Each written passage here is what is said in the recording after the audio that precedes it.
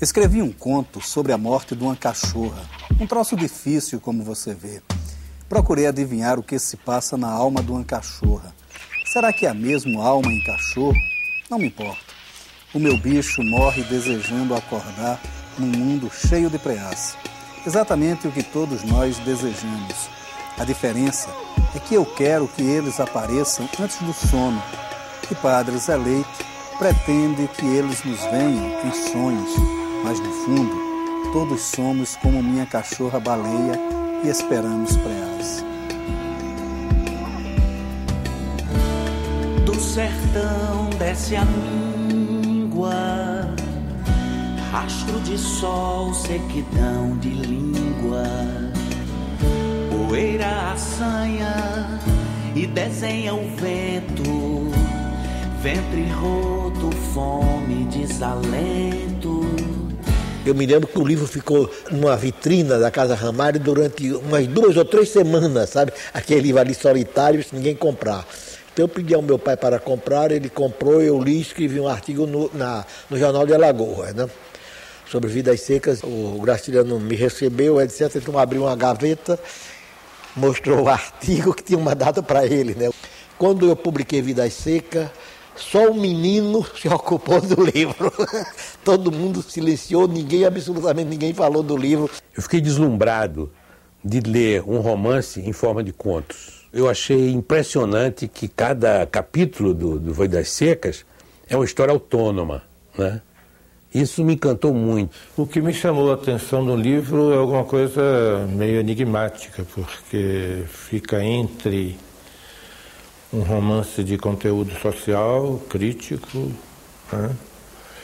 Mas ao mesmo tempo um romance muito forte em termos da elaboração propriamente dita. Eu gostava muito da poesia concreta e tinha sido educado, com todas as aspas, mas sem aspas, pela poesia de João Cabral de Melo Neto. Então eu estava, por assim dizer, esteticamente preparado para compreender a proposta extremamente audaciosa de Graciliano Ramos na década de 1930. Vidas Secas representa, dentro daquele contexto da década de 30, da chamada literatura regionalista, um livro que veio com a proposta de mostrar o Brasil um tanto desencantado. Porque a trajetória do regionalismo, desde o final do século XIX até aquele momento, era a de uma composição romanesca, narrativa, mais próxima da literatura europeia. A História da Baleia foi o primeiro conto que ele escreveu, que foi publicado independentemente. Depois é que ele resolveu continuar escrevendo, escreveu outro conto, aí juntou os contos. Ele não se permite as facilidades de linguagem, um certo populismo que é na linguagem de um Jorge Amado, certo? Ele depura aquilo onde há uma espécie de concisão crítica, analítica, quase com bisturi fino, para observar a realidade do Nordeste, sem se transformar num libelo social. Ele leva a narrativa dele, o leitor, quase que como uma peixeira, né? Uma coisa realmente de uma beleza crua. E parece fácil, mas é muito difícil. É muito difícil fazer isso. Essa é a atualidade, quer dizer, é a relação, né, das subjetividades de cada classe, de cada grupo social, como é que elas podem se dar, e o poder político aí por trás, político, econômico por trás, gerenciando tudo isso.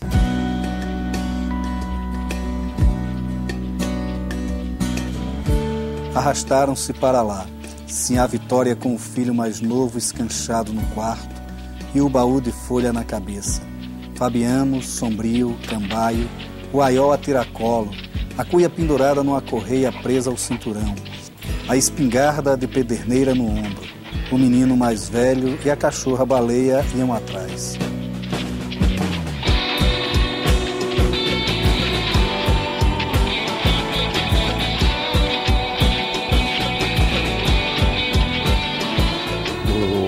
Graciliano foi descoberto pelos seus relatórios, né? O Augusto Frederico Smith, que lê esse relatório aqui no Rio de Janeiro, na época, disse: esse homem deve ter um livro, porque não é possível escrever tão bem sem ter na gaveta um romance.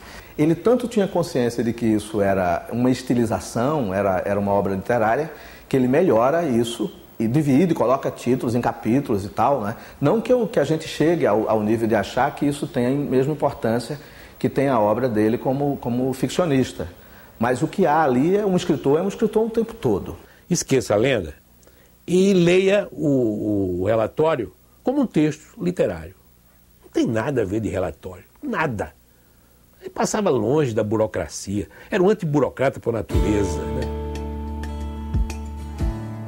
O espaço que separa a cidade do bairro da Lagoa era uma coelheira imensa, um vasto acampamento de tatus, qualquer coisa do gênero. Chegaram lá pedreiros, outras reclamações surgiram, porque as obras irão custar um horror de contos de réis.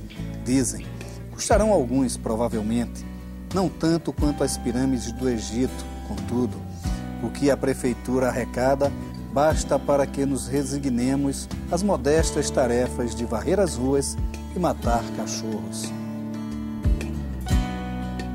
E nessa particularidade da linguagem, né, isso aí está tudo contido nos relatórios. Quer dizer, o exemplo que me vem à cabeça logo de cara é isso. Quer dizer, no cemitério enterrei X contos de réis. Quer dizer, esse jogo da linguagem, né? Fora o que a linguagem extremamente sucinta, né? Econômica, precisa, né? Correta. Na verdade, esse estilo relatório, ele invade a obra do Graciliano em todos os momentos. Este tom de quem está de fato fazendo um relato, um testemunho, né? Que vai até Memórias do Cárcere, infância também, né? Também os romances.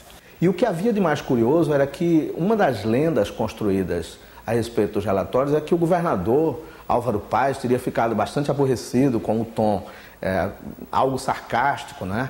Que os relatórios tinham, enfim, e que tinha sido um mal-estar. E aí você vai procurar os documentos e vê que não houve nada disso, que o governador ficou muito satisfeito, que a repercussão dos relatórios na época, o impacto que os relatórios tiveram, foi um impacto semelhante a que tem para nós hoje. E a outra coisa também que pode derivar desses relatórios é justamente o fato de que a literatura dele reflete ou reconstrói a sua experiência de cidadão. Havia em Palmeira dos Índios inúmeros prefeitos, os cobradores de impostos, o comandante do destacamento, os soldados, outros que desejavam administrar.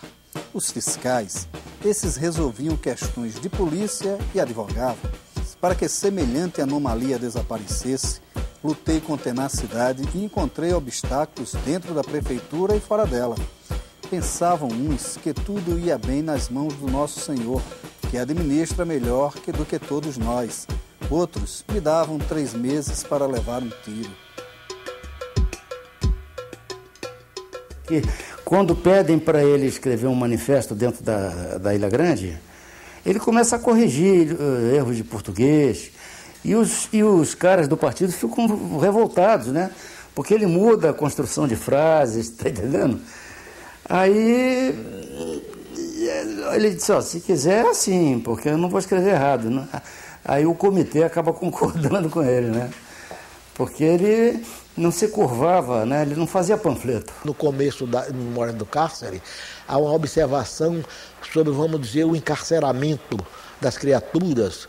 Ele, então, Graciliano tanto se julga, vamos dizer, encarcerado na Ilha Grande, como no seu mundo de liberdade. É um negócio. E na vida pessoal ele viveu sempre, vamos dizer, encarcerado em regras gramaticais, né?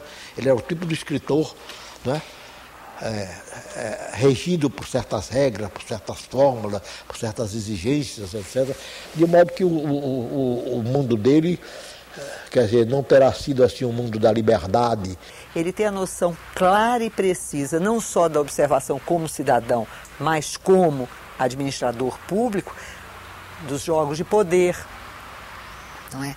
Das dificuldades reinantes, não é? Das manobras políticas. E você vê isso ao longo do romance dele. Que história é essa de posição elevada? Enganaram-te, minha filha. Para os cargos de administração municipal, escolhem de preferência os imbecis e os gatunos. Eu que não sou gatuno, que tenho na cabeça uns parafusos de menos, mas não sou imbecil, não dou para o ofício.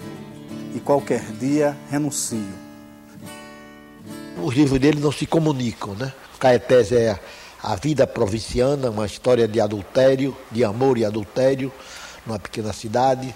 São Bernardo é o mundo do pequeno proprietário, da reificação, né? Vidas Secas é a história do migrante, né? do excluído, do sem terra, no certo sentido, né? As Memórias do Cárcere, né? Uma experiência carcerária, né? Os contos são muito diversificados. Graciliano Ramos era uma pessoa muito antenada, às vezes a gente esquece isso, ele era muito antenado. Você sabe que logo depois de Albert Camus ter publicado A Peste, né, ele o traduziu para José Olímpio. Quer dizer, então eu acho que Graciliano Ramos é mais antenado do que muitas vezes a gente acredita. Graciliano não consultava dicionário, Graciliano estudava dicionário, ele lia dicionário. Ele não ia ao dicionário só para saber que palavra é que eu uso aqui, não é? E não é, quer dizer, as últimas edições todas estão aí com um texto dele, que já é um texto conhecido, né? Que é Há que se escrever como as lavadeiras. Deve-se escrever da mesma maneira como as lavadeiras lá de Alagoas fazem seu ofício. Elas começam com uma primeira lavada, molham a roupa suja na beira da lagoa ou do riacho, torcem o pano, molham-no novamente, voltam a torcer, colocam o anil, ensaboam e torcem 1 a 2 vezes. Depois enxaguam, dão mais uma molhada, agora jogando a água com a mão, batem o pano na laje ou na pedra limpa, e dão mais uma torcida, mais outra, torcem até não pingar do pano uma só gota. Somente depois de feito tudo isso é que elas dependuram a roupa lavada na corda ou no varal para secar.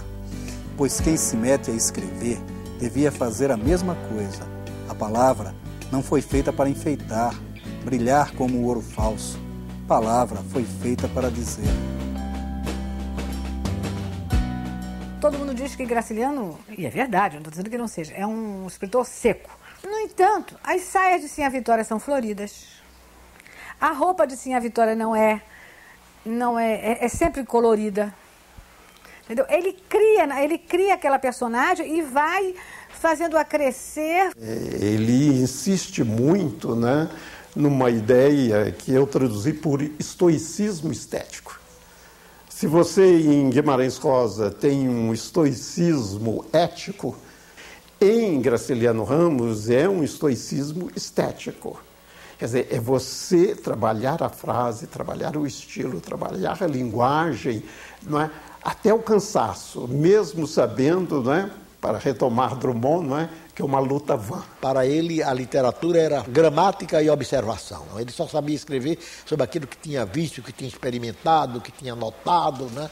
Ele era incapaz, vamos dizer, da criação de um mundo imaginário assim, né? Mas esse pequeno mundo que ele viu é um mundo universal, né? Ele universalizou, né? Ele era inteiramente influência à paisagem, né? Ele era um homem introspectivo, inclusive pela própria formação literária dele, que é um negócio curioso, porque foi uma formação muito longa, mas as grandes admirações dele eram Machado de Assis, era essa de Queiroz, né? Que ele sabia às vezes até